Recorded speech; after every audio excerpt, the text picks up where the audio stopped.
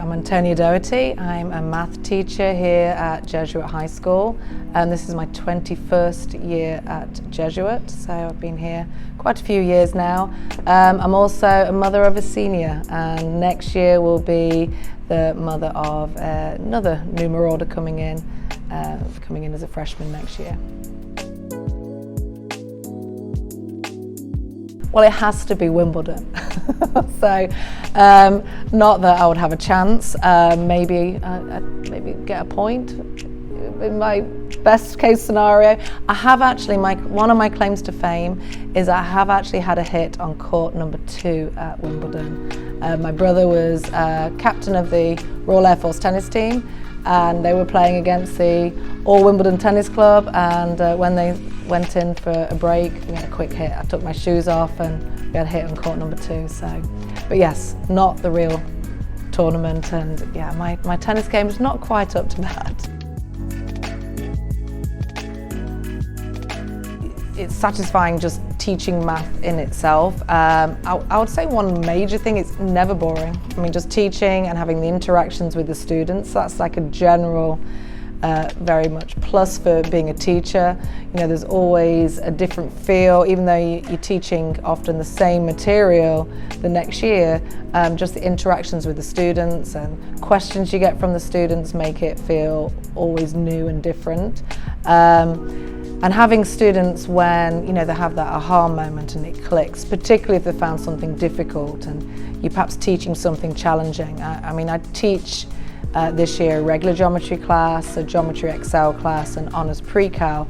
But I think I find the most rewarding is the honours pre-cal, because we're kind of getting into more interesting math and it's juicy stuff you can get your teeth into, and just having students, you know, hopefully most of them understanding it and getting more challenging aspects of math is very satisfying.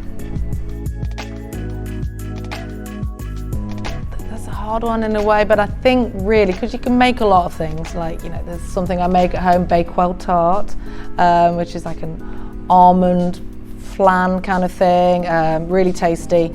But so I can make that here, but things I can't get here, you can't get a really good sausage here. So I like a pork and leek sausage. When I go home, I have my, you know, sausage and mashed potato. I love that, and also good fish and chips. You can get okay fish and chips, but real proper fish and chip shop fish and chips. I do miss that. So they're when I go back to England, they're top of the list for me, making sure I get those. On a silly note, maybe English. You know, I could perhaps teach how to speak proper English. You know, I often say the phrase, "We gave you the language, kindly use it properly." So maybe, you know, correct spelling, you know, colour with a U in it, and words like dodgy and mardy, these should be in the everyday vernacular of American English as well. So maybe English. But I would think it'd be really cool. I don't know whether I'd want to teach it, but it'd be really cool if we had some kind of like cooking, home economics kind of course here, so where, you know, students could learn to cook. I think that would be pretty cool, but logistically I don't think that's possible, but it'd be cool.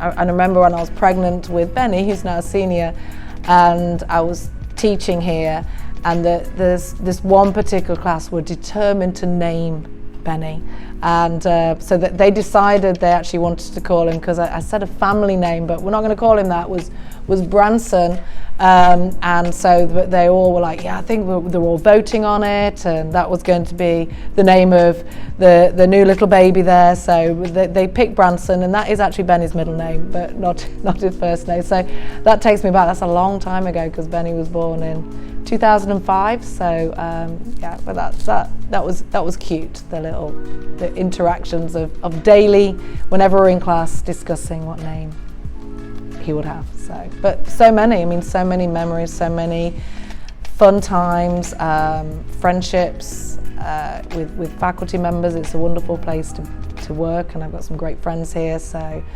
many great memories.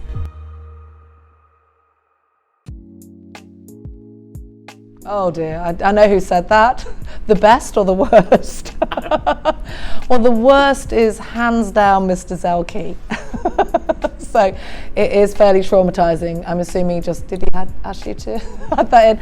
In terms of the best, so there's not that many. I have a number of students that attempt an English accent, and it is a bit Dick Van Dyke-ish from Mary Poppins at times, a bit of a London thing. So not really great for my accent. I think students find my accent really difficult to mimic because it's a little bit vaguer. So, but yeah, I have to say the worst one, Mr. Zelke. So.